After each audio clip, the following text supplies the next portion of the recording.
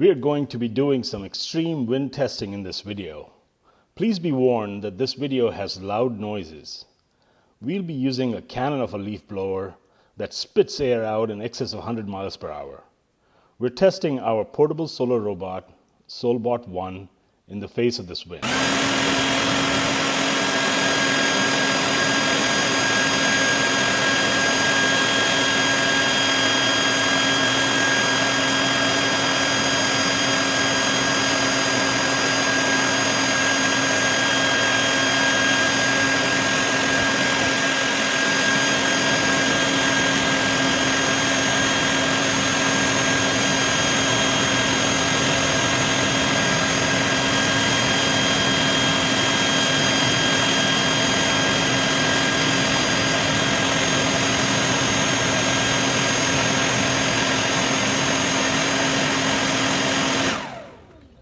Next, we will test a Jackery solar panel anchored with our solar stakes product, and then repeat the same test without any anchoring.